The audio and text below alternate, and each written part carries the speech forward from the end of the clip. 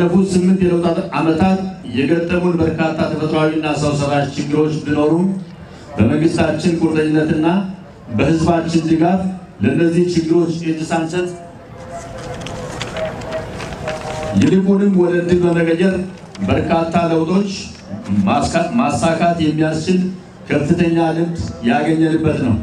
የለውጡ መንግስት የሚጀምር ብቻ ሳይሆን የሚጨርስ በመሆኑ ለህዝብ ቃል የተገቡና መሰረት ድንጋይ የተጣለባቸው በርካታና አዳዲስ አስደናቂ የልማት ፕሮጀክቶች በመስራት የህዳሴ ግድብን ጨምሮ እጅግ ብዙ ፕሮጀክቶችን በማጠናቀቅ አገልግሎት እንዲሰጥ በማድረግ በመደመር እሳቤ የበለጸገች ኢትዮጵያን ለመገንባት በተደረገው ጠንካራ ትግል ውጤታማ ድሎች ማየት ተችሏል። በአጭር የለውጥ ዓመታት ውስጥ በፖለቲካው መስክ ከዚህ ቀደም እንደ በረዶ የቀዘቀዘው ወንድማማችነትና እህትማማችነት የሀገራዊ ስሜት በመደመር መንፈስ እንዲዳብር ተደርጓል። ህዝባችን ሰላም እንደ ከፍተኛ እሴት በመያዝ ለአንድነትና ለመቻቻል እየሰራ ይገኛል። ያሉንን ልዩነቶች በሰላማዊ መንገድ ለመፍታት የሚያስችሉ እርምጃዎች እየተወሰዱ ይገኛሉ።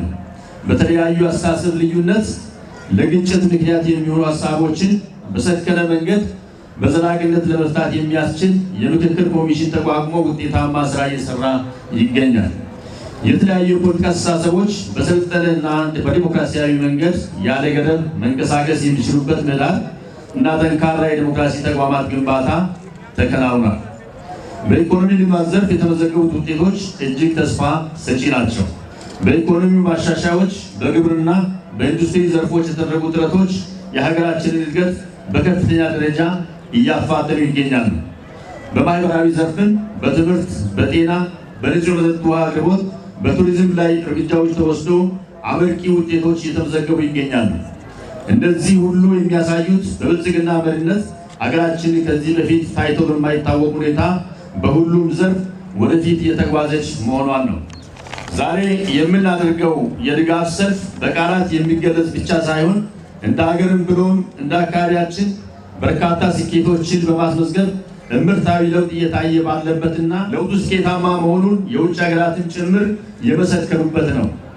ይህ የሀገራችን ለውጥ ያልተመቻቸው አንዳንድ የውጭ ባንዳዎችና የውስጥ ባንዳዎች የተገኘውን ሰላምና ልማት በሐሰት ፕሮፓጋንዳ ለማጠልሸት የጥፋት ሴራቸውን ለመርጨት ቢጥሩም ህዝቡ ከለውጡ መንግስት ጎን መሆኑን ያስመሰከረበት ዕለት ነው።